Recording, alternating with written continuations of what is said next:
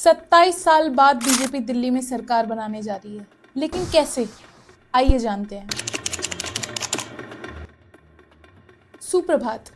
इस वीडियो में हम वो सारी बातें नहीं करेंगे जो आपको पहले से पता है, जैसे अरविंद केजरीवाल का जेल जाना, शीश महल वाली कंट्रोवर्सी और लिकर स्कैम। पर यहाँ पर हम उन चीजों पे फोकस करेंगे जहाँ बीजेपी ने अपना मास्टर मूव खेला। इस बात को समझने के लिए हमें थोड़ा पीछे जाना पड़ेगा इन 2024 लोकसभा इलेक्शंस। बीजेपी गवर्नमेंट वापस तो आई, लेकिन उनकी काफी सीट्स घट गईं और इसके बाद एक कमेटी बनी जो 2029 तक के इलेक्शन के लिए कैंपेन्स और पीआर संभाले, जो कि मेक श्योर करे कि जो गलतियां उनसे पहले हुई हैं कॉम्प्लिसेंट होके वो दोबारा ना हो। और उसके बाद शुरू हुई बीजेपी की इलेक्शन में विनिंग स्ट्रीक।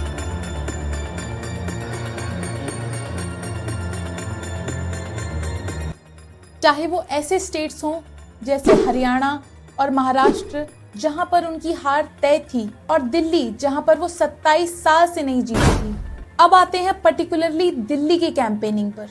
शुरुआत तो बीजेपी ने एक डिसएडवांटेज के साथ की थी, क्योंकि उनके पास एक सीएम का चेहरा नहीं था, लेकिन उन्होंने फोकस किया अपनी कैंपेनिंग पर। उन्होंने सेंट्रल दिल्ली जैसी जगहों पर जहां पर ज्यादा लोग घूमने आते हैं या मेट्रो स्टेशन पर बिलबोर्ड्स लगाए, जहां पर ये दिखाया गया कि कैसे आम आदमी पार्टी ने अपने वादे पूरे नहीं किए। आम आदमी पार्टी अपनी वेलफेयर स्कीम्स के लिए जानी जाती है और बीजेपी उसको शुरू से अपोज करती हुई आ रही है, लेकिन इस इलेक्शन में बीजेपी ने खुद वो चीजें इम्पोज की, चाहे वो महिलाओं को आय देना हो या फ्री बिजली पानी प्रोवाइड करना हो।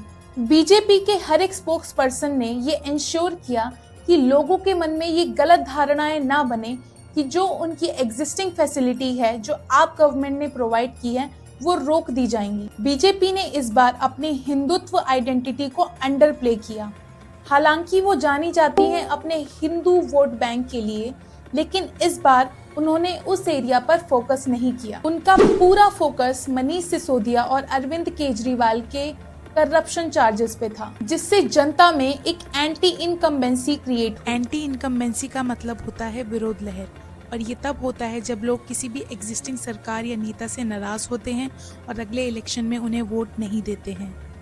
और फाइनली अगर देखा जाए तो बीजेपी और आम आदमी पार्टी के वोट्स का डिफरेंस सिर्फ 4% था, जो कि कहीं भी जा सकता था अगर वर्किंग क्लास और मिडिल क्लास नाराज हो जाता। लेकिन 1 फरवरी को आया हुआ वो बजट एक मास्टर स्ट्रोक की तरह प्ले किया और इसने मिडिल क्लास और वर्किंग क्लास के स्विंग वोटर्स को बीजेपी की तरफ धकेल दिया। और ये सारे थे मेजर पॉइंट्स जिसने बीजेपी की जीत के लिए क्रूशियल रोल प्ले किया। आपके हिसाब से और ऐसे क्या रीजंस हो सकते हैं जिसकी वजह से बीजेपी 27 साल बाद दिल्ली में जीती? कमेंट्स में हमें जरूर बताएं। And till then, reflect, engage and be informed.